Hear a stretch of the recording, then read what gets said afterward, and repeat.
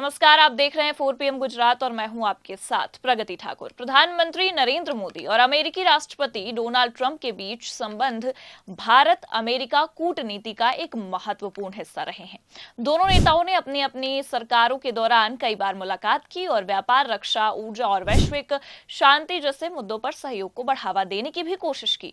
Howdy Modi 2019 और नमस्ते Trump 2020 जैसे आयोजनों ने उनकी व्यक्तिगत केमिस्ट्री को दुनिया के सामने भी प्रदर्शित किया। हालांकि हाल के दिनों में ट्रंप द्वारा भारत पर लगाए गए 25% आयात शुल्क और अतिरिक्त जुर्माने के ऐलान ने दोनों देशों के बीच संबंधों में तनाव पैदा कर दिया है। इस टैरिफ नीति ने भारत में सियासी घमासान मचा दिया है और विपक्षी दलों ने इसे मोदी सरकार की कूटनीतिक विफलता के रूप में भी पेश किया है। नरेंद्र मोदी और डोनाल्ड ट्रंप के बीच संबंध 2016 में शुरू हुए, जब ट्रंप ने पहली बार अमेरिका के राष्ट्रपति के रूप में कार्यभार संभाला। दोनों नेताओं ने कई बार मुलाकात की और भारत अमेरिका संबंधों को मजबूत करने की दिशा में काम भी किया। 2019 में ह्यूस्टन में आयोजित हाउडी मोदी कार्यक्रम में ट्रंप ने मोदी को अपना खास मित्र बताया और मोदी ने अब की बार ट्रंप सरकार का नारा देकर उनकी तारीफ की।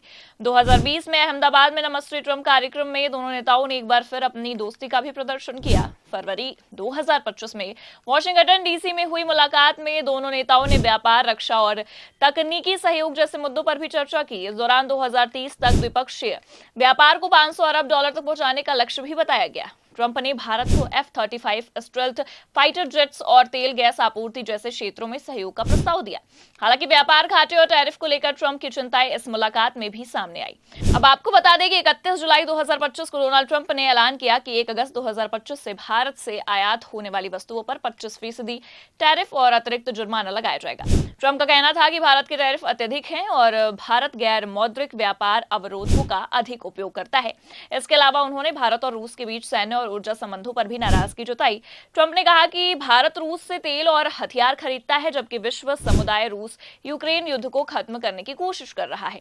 इस ऐलान ने भारत में सियासी तूफान खड़ा कर दिया। विपक्षी दलों ने, कांग्रेस ने इसे मोदी सरकार की कूटनीतिक नाकामी करारा और कांग्रेस नेता सुप्रिया श्रीनेत ने कहा कि यह टैरिफ देश की अर्थव्यवस्था के लिए विनाशकारी होगा और मोदी की ट्रंप के साथ दोस्ती खोखली साबित हुई। जयराम रमेश ने संसद में इस मुद्दे पर चर्चा की मांग की, लेकिन वाणिज्य मंत्री पीयूष गोयल ने कहा कि सरकार देश हित को प्राथमिकता दे रही है और सभी हितधारकों से विचार विमर्श कर रही है। ट्रंप की टैरिफ नीति का भारतीय व्यापारियों और अर्थव्यवस्था पर गहरा प्रभाव पड़ सकता है। अमेरिका भारत का सबसे बड़ा निर्यात बाजार है और 2024 में दोनों देशों के बीच द्विपक्षीय व्यापार $129.2 अरब था। अब आपको बता दें कि भारत का रत्न और आभूषण उद्योग अमेरिकी बाजार पर बहुत अधिक निर्भर है। 25% टैरिफ के कारण भारतीय आभूषण महंगे हो जाएंगे, जिससे उनकी मांग में कमी आ सकती है। विशेषज्ञों का भी अनुमान है कि जुलाई से सितंबर 2025 के बीच भारत का कुल निर्यात का 10% प्रभावित हो सकता है और इससे छोटे और मध्यम व्यापारियों को भारी नुकसान भी होगा, क्योंकि वो पहले से ही वैश्विक प्रतिस्पर्धा का सामना कर रहे हैं। भारत विश्व का फार्मेसी ऑफ द वर्ल्ड कहलाता है और अमेरिका इसका एक बड़ा ग्राहक है। टैरिफ के कारण भारतीय दवाइयों की कीमतें भी बढ़ेंगी, जिससे अमेरिकी बाजार में उनकी प्रतिस्पर्धा कम हो सकती है। इससे न केवल व्यापारियों को नुकसान होगा, बल्कि अमेरिका में दवाओं की कीमतें भी बढ़ सकती हैं, जिसका असर वहां के उपभोक्ताओं पर पड़ेगा। वस्त्र उद्योग भी अमेरिकी बाजार पर निर्भर है।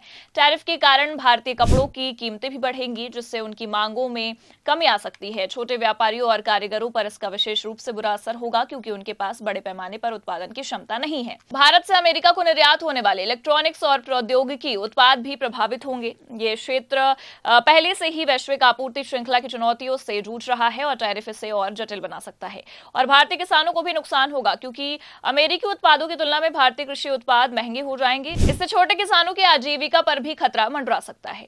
ट्रंप के टैरिफ ऐलान ने भारत में सियासी माहौल को गरमा दिया है। विपक्ष ने इसे मोदी सरकार की विदेश नीति और कूटनीतिक की नाकामी बताया है और कांग्रेस ने नमस्ते ट्रंप और हाउडी मोदी जैसे आयोजनों पर भी सवाल उठाए हैं। पूछा कि इनसे भारत का क्या हासिल हो पाया और राहुल गांधी ने ऑपरेशन सिंदूर को लेकर भी ट्रंप के बयानों पर भी सवाल उठाए, जिसमें ट्रंप ने दावा किया था कि उन्होंने भारत पाकिस्तान के बीच युद्ध रुकवाया था।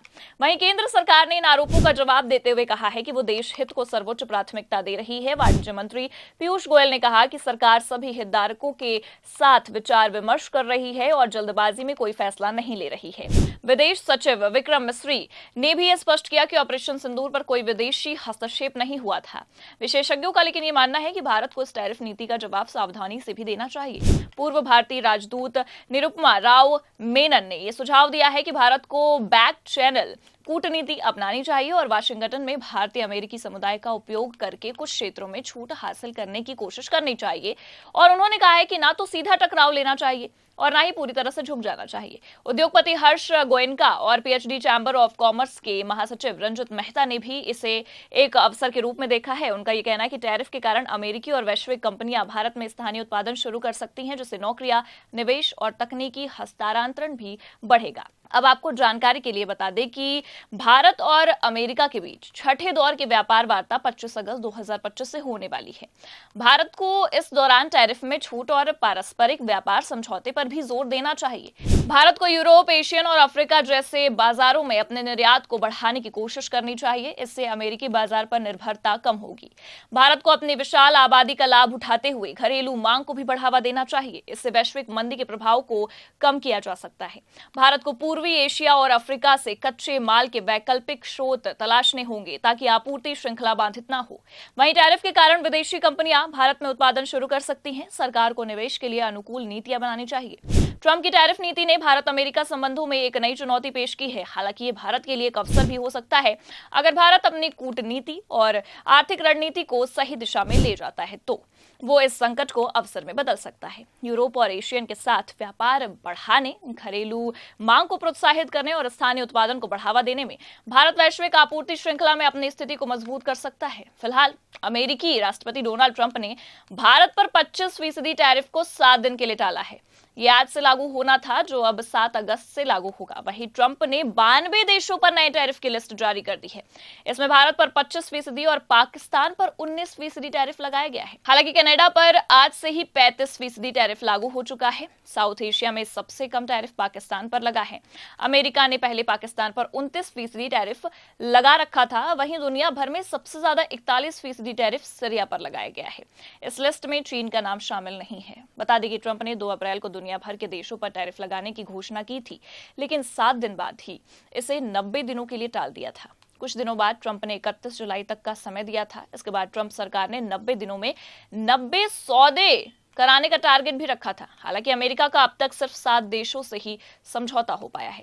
वहीं मोदी और ट्रंप के बीच संबंधों में हालिया तनाव ने भारत में सियासी और आर्थिक चर्चाओं को भी जन्म दिया है। 25% टैरिफ और अतिरिक्त जुर्माने ने भारतीय व्यापारियों, खासकर रत्न, फार्मा, वस्त्र और कृषि क्षेत्रों में चिंता पैदा कर दी है। विपक्ष ने इसे मोदी सरकार की विफलता बताया है, जबकि सरकार और कुछ विशेषज्ञ इसे एक अवसर के रूप में देख रहे हैं।